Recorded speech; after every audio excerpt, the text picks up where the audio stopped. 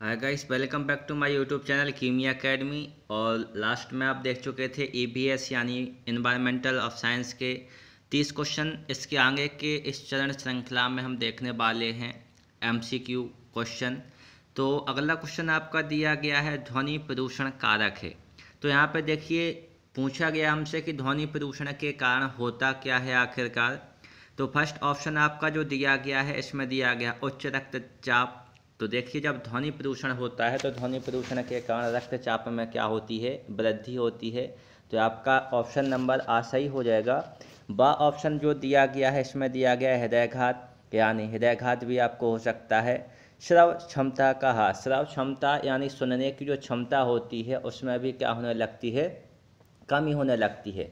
तो ये आपके तीनों ही ऑप्शन सही हैं। तो इसका जो राइट आंसर हमारा हो जाएगा क्या हो जाएगा, उपयुक्त सभी, यानी 31 का राइट आंसर आपका क्या हो जाएगा, option number the is the right answer of this question. इसी के बाद आप देखते हैं अगला क्वेश्चन दिया गया है कौन सा प्रकृति का चक्र ज्वालामुखी फटने पर प्रभावित होता है।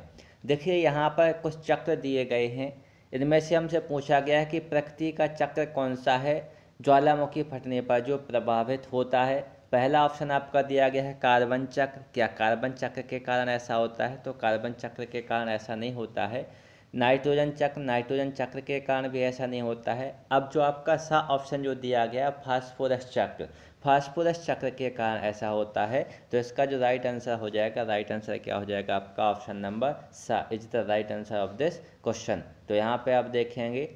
अब इसी के साथ हम आगे की ओर बढ़ते हैं। अगला क्वेश्चन हमारा दिया गया 33 नंबर वाला क्वेश्चन में दिया गया है प्राकृतिक रेडियोधर्मिता की खोज करने वाले का नाम बताइए। तो यहाँ पर रेडियोधर्मिता की खोज किसने की थी हमसे पूछा गया है। तो यहाँ पर यदि आप देखें तो फर्स्ट ऑप्शन आपका दिया गया है मैरी क्यूरी, तो आपकी मैरी क्यूरी। दूसरा दिया गया है पियरे क्यूरी और तीसरा दिया गया है हेनरी बैकरेल और चौथा ऑप्शन दिया गया है ईपी ओडम। तो जो आपका 33 है इसका जो राइट आंसर है इसका क्या हो जाएगा, हेनरी बैकरल।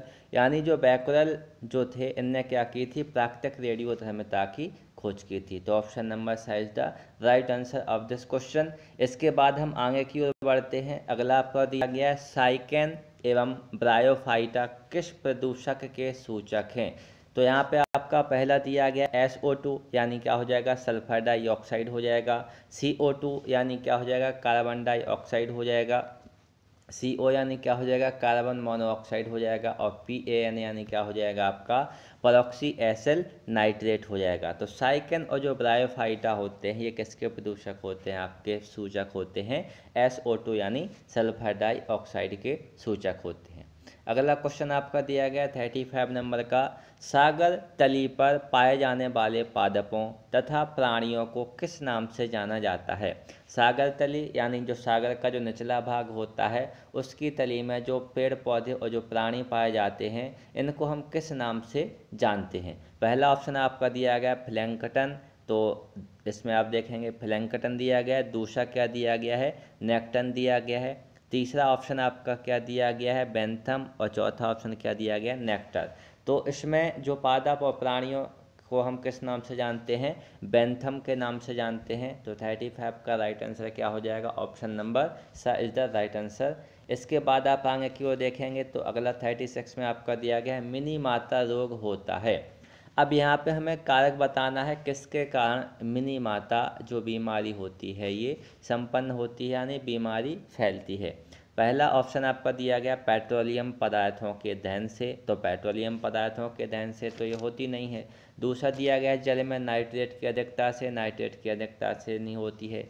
जल में मरकरी के प्रदूषण से, तो इसका जो राइट आंसर हो जाएगा क्या हो जाएगा, ऑप्शन नंबर सा। जल में जब मरकरी यानी Hg जिसको हम क्या कहते हैं, पारा कहते हैं, इसकी क्या हो जाती है, अधिकता हो जाती है।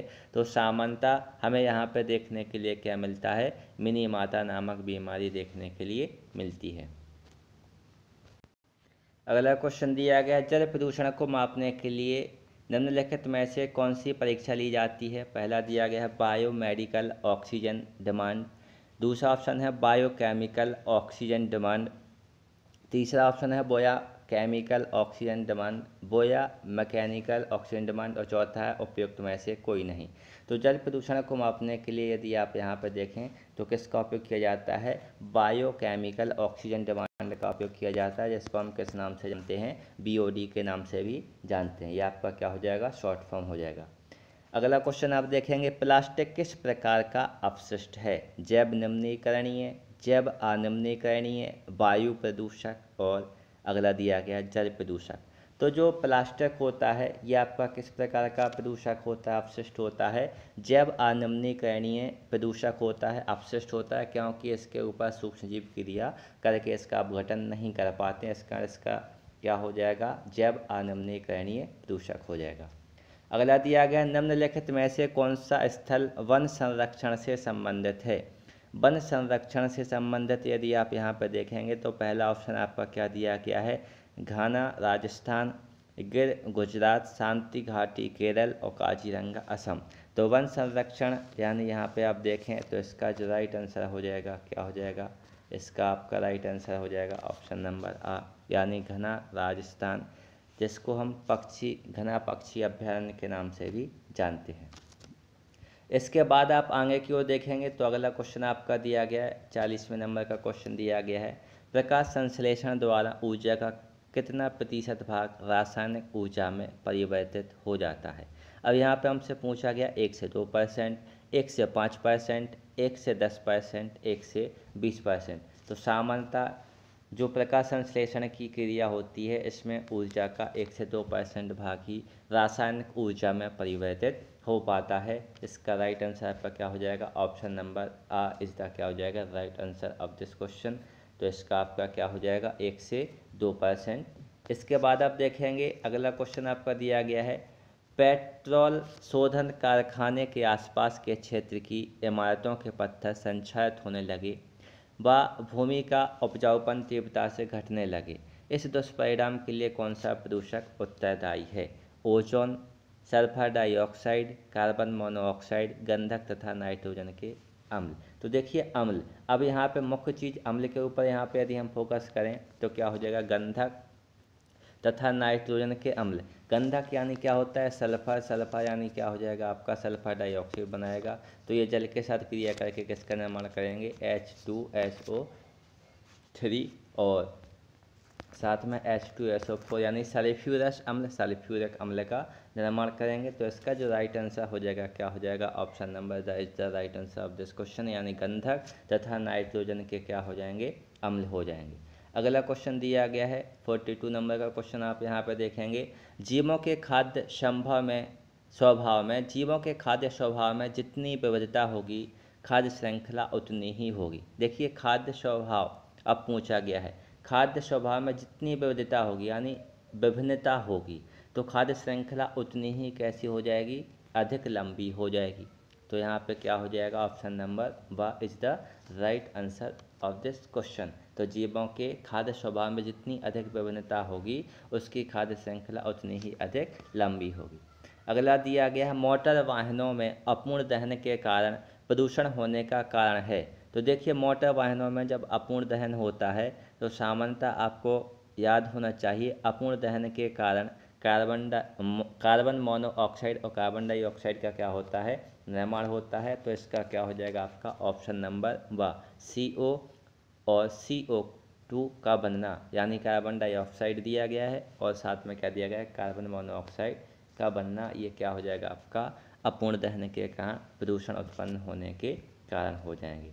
इसके साथ आप देखेंगे अगला क्वेश्चन, पर्यावरण में होने वाले परिवर्तनों के अध्ययन से संबंधित संगठन है। अब यहाँ पे हमसे पूछा गया है कि जो पर्यावरण में होने वाले परिवर्तन होते हैं इनके अध्ययन से कौन सा संबंधित है। तो यहाँ पे आप देखेंगे पहला दिया गया है नीरी, दूसरा दिया गया है CSIR, अगला दिया गया है DST, अगला दिया गया है UGC। तो इसका राइट आंसर आपका क्या हो जाएगा, नीरी नामक संस्था आपकी कहाँ पर है, नागपुर में स्थित है। नीरी नामक संस्था आपकी कहाँ पर स्थित हो जाएगी, नागपुर में स्थित हो जाएगी। अगला क्वेश्चन दिया गया 45 नंबर का, वन्य प्राणियों के विलुप्त होने का प्रमुख कारण है।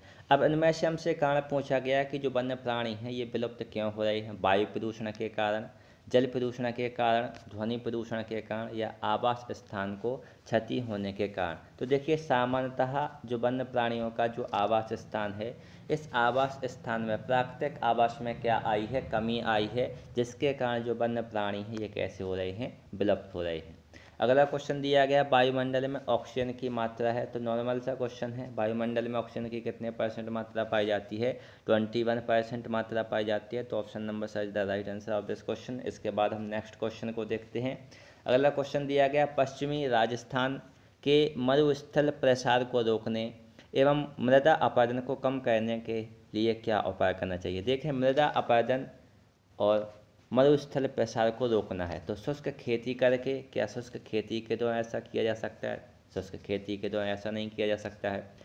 चराई पर प्रतिबंध लगाकर, तो देखिए चराई पर तो प्रतिबंध लगाया नहीं जा सकता है। वनारोपण, हाँ, पेड़ पौधों को लगा करके ऐसा किया जा सकता है। तो इसका राइट आंसर आपका क्या हो जाएगा, ऑप्शन नंबर सा हो जाएगा। इसके बाद हम देखेंगे अगला क्वेश्चन दिया गया आपका मानव में प्रदूषण के कारण हड्डियां कमज़ोर होकर कुबड़पन का लक्षण आ जाता है। अब कुबड़पन का जो लक्षण आ जाता है तो यहाँ पे हमसे पूछा गया इस रोग को क्या कहा जाता है। तो इस रोग को हम क्या कहते हैं, ये आपका हो जाएगा फ्लोरोसिस हो जाएगा। तो मानव में प्रदूषण के कारण जब हड्डियाँ कमज़ोर होकर मानव में कुबड़पन के जो लक्षण होते हैं ये दिखाई देने लगते हैं, तो इस प्रकार का जो रोग होता है, जो बीमारी होती है, उसको हम क्या कहते हैं, फ्लोरोसिस कहते हैं। अगला क्वेश्चन आप देखेंगे 49 नंबर का, विकिरण प्रदूषण के अंतर्गत खाद्य श्रृंखला में प्रवेश कर रेडियो एक्टिव समस्थानिक प्रभाव उत्पन्न करते हैं। तो रेडियो एक्टिव समस्थानिक किस प्रकार के प्रभाव उत्पन्न करते हैं, हमें ये बताना है। तो यहाँ पे आप देखेंगे सीशियम शरीर की, सीशियम की जगह सीरियम है यहाँ पर, सीशियम शरीर की पेशियों स्ट्रांसियम थायराइड में तथा आयोडीन अस्थियों में एकत्रित होती है। इसके बाद आप देखेंगे सीशियम थायराइड में स्ट्रांसियम शरीर की पेशियों में तथा आयोडीन अस्थियों में एकत्रित होती है। ऑप्शन नंबर सा दिया गया आयोडीन शरीर की पेशियों में, सीशियम थायराइड में, स्ट्रांसियम अस्थियों में एकत्रित होता है। और ऑप्शन नंबर दा दिया गया सीशियम शरीर की पेशियों में, स्ट्रांसियम अस्थियों में तथा आयोडीन थायराइड में एकत्रित होता है। हाँ, तो ये आपका जो ऑप्शन नंबर जो दा दिया गया है ये आपका कैसा हो जाएगा, सही हो जाएगा। जो सीशियम है ये आपका सीरियम है, यहाँ पर सीरियम हो जाएगा। इसके बाद आप देखेंगे क्वेश्चन नंबर 50 क्वेश्चन नंबर आपका आ गया, एक पाली तंत्र में मानव व सभी जंतु होते हैं। अब यहाँ पे पूछा जाए तो मानव और सभी जंतु होते हैं, तो क्या उत्पादक होते हैं, नहीं होते हैं। उपभोक्ता, हाँ उपभोक्ता होते हैं। तो यहाँ पे इसका राइट आंसर क्या हो जाएगा आपका, ऑप्शन नंबर व is the right answer of this question. इसके बाद हम देखेंगे अगला क्वेश्चन 51 नंबर का दिया गया है, स्वचालित नौकाओं छोटे पानी के जहाज़ों के ब्रेजन से बनने वाला विषाक्त मिथाइल पारा प्रभावित करता है। किसको प्रभावित करता है, क्या जलीय जंतुओं को प्रभावित करता है, जलीय जंतुओं के निस्तारण को प्रभावित करता है, जलीय जंतुओं के तंत्र को प्रभावित करता है, जल में व्याप्त ऑक्सीजन को प्रभावित करता है। तो जो स्वचालित नौकाएं होती हैं और छोटे पानी के जहाज होते हैं, इनके ब्रेजन से यानी चलने से बनने वाला जो मिथाइल जो पारा होता है ये किसको प्रभावित करता है। तो इसका आपका जो राइट आंसर है क्या हो जाएगा, ऑप्शन नंबर सा हो जाएगा। जलीय जंतुओं का जो तंत्र होता है, जलीय जंतुओं के तंत्र को प्रभावित करने का कार्य करता है। अगला क्वेश्चन दिया गया, पौधे किस प्रकार का जल अवशोषित करते हैं। पहला ऑप्शन है गुरुत्वीय जल, गुरुत्वीय जल। इसके बाद आप देखेंगे ऑप्शन नंबर ब केशिका जल, तीसरा है आर्द्रता जल, चौथा है क्रिस्टलीय जल। तो ये आपने कई जगह पढ़ा होगा, केशिका जो जल है, केशिका जल का क्या किया जाता है, उपयोग किया जाता है। कभी कभी केशिका जल को केशिकत्व जल यानी कैपिलरी वाटर के नाम से भी जाना जाता है। तो पौधे केशिका जल यानी केशिका जल या कैपिलरी वाटर का उपयोग करते हैं। अगला क्वेश्चन दिया गया 53 नंबर का, यहाँ पे आप देखेंगे औद्योगिक नगर के निकटवर्ती वन में लाइकेन एवं ब्रायोफाइटा पादप मरने लगे, किस प्रदूषक की अधिकता के कारण ऐसा होता है। क्या SO2 के कारण होता है, क्या CO के कारण होता है, क्या CO2 के कारण होता है, या फिर NO2 के कारण होता है। तो ऐसा किसके कारण होता है, SO2 यानी सल्फर डाइऑक्साइड के कारण ऐसा होता है। क्वेश्चन नंबर 54, अधिक वर्षा वाले उष्ण क्षेत्रों में भारी वर्षा होती है, अतः वहाँ वन पाए जाते हैं। कौन से वन पाए जाते हैं?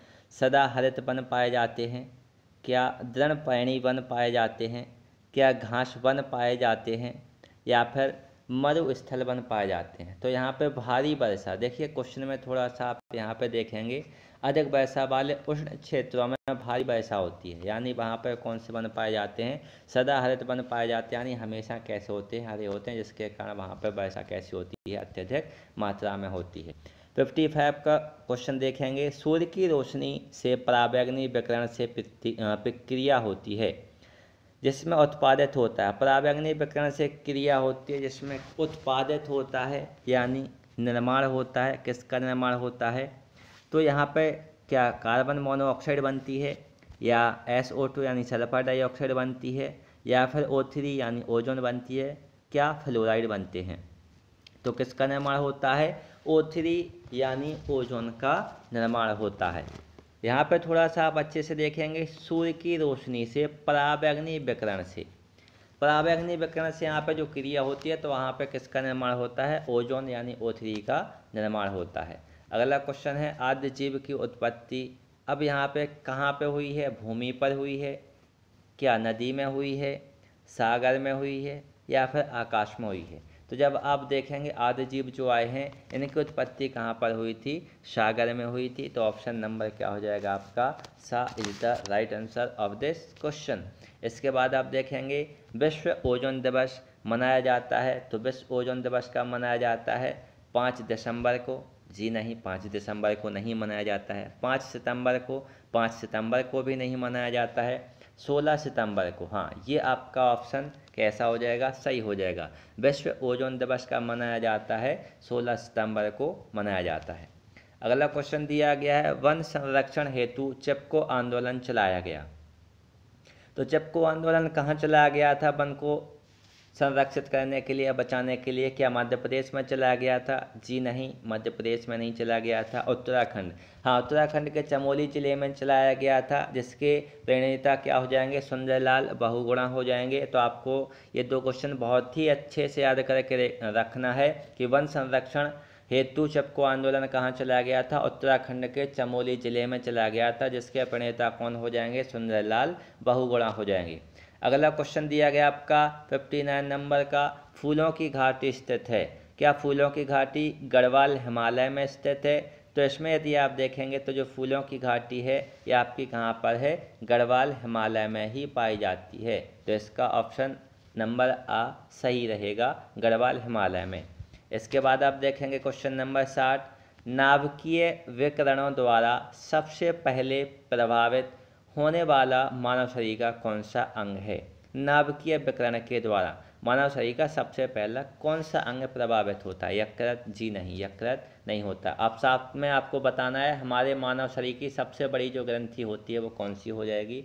दूसरा ऑप्शन दिया गया मस्तिष्क, तीसरा दिया गया फेफड़ा, और चौथा ऑप्शन दिया गया है आपका अस्थि मज्जा। तो इसका जो राइट आंसर हो जाएगा, राइट आंसर क्या हो जाएगा? अस्थि मज्जा हो जाएगा। अगला क्वेश्चन आप देखेंगे, प्रथम ओजोन छिद्र कहाँ देखा गया? उत्तरी ध्रुव, अंटार्कटिका, उष्ण ध्रुव, अफ्रीका। तो ये तो नॉर्मल क्वेश्चन हुआ। सबसे पहले ओजोन छिद्र कहाँ पे देखा गया था? अंटार्कटिका में देखा गया था। और सबसे खुशी की बात तो ये है कि जो आपका ओजोन छिद्र था अंटार्कटिका में जो देखा गया था, ये अभी लॉकडाउन की वजह से प्रदूषण न होने के कारण ये आपका भर गया है, यानी ठीक हो गया है। आगे आप देखेंगे सर्वाधिक संख्या में जीव हैं, यानी जो आपके पास 4 ऑप्शन दिए गए हैं, इन 4 ऑप्शन में से आपको बताना है कि सबसे अधिक संख्या कौन से जीवों की है। क्या सबसे अधिक संख्या में कीट पाए जाते हैं, कि सबसे अधिक संख्या में स्तनधारी होते हैं, सबसे अधिक संख्या में पक्षी होते हैं, सबसे अधिक संख्या में मछलियाँ होती हैं। तो यहाँ पे आप यदि देखेंगे तो सबसे अधिक संख्या में सामान्यतः हमें छोटे छोटे कीट देखने के लिए मिलते हैं। तो सबसे अधिक संख्या में क्या पाए जाते हैं? कीट पाए जाते हैं। इसके बाद देखें किसे सागरीय मरुस्थल कहा जाता है। ऑप्शन नंबर 4 दिए गए हैं। एक जापान सागर दिया गया है, क्या जापान सागर को सागरीय मरुस्थल के नाम से जाना जाता है? या फिर ऑप्शन नंबर बा सारगस्सो समुद्र को सागरीय मरुस्थल के नाम से जाना जाता है? या ऑप्शन नंबर सा लाल सागर को या ऑप्शन नंबर द अरब सागर को। तो सामान्यतः जो आपका सारगासो समुद्र है, इस सारगासो समुद्र को सागरीय मरुस्थल के नाम से जाना जाता है। तो यहाँ पे आपका क्या हो जाएगा, सागरीय मरुस्थल सारगासो समुद्र को कहा जाता है। अगला देखेंगे आप 64, नाइट्रोजन डाइऑक्साइड और कार्बन मोनोऑक्साइड गैसें किन घरों में पाई जाती हैं। नाइट्रोजन डाइऑक्साइड और कार्बन मोनोऑक्साइड जो गैसें हैं ये किस प्रकार के घरों में पाई जाती हैं। गैस कुकर वाले में, लकड़ी के फर्नीचर वाले में, आग के चूल्हे वाले में, उपयुक्त सभी। तो सामान्यतः यहाँ पे आप देखेंगे जो गैस कुकर वाले होते हैं इसमें आपकी नाइट्रोजन ऑक्साइड और कार्बन मोनोऑक्साइड गैसें पाई जाती हैं।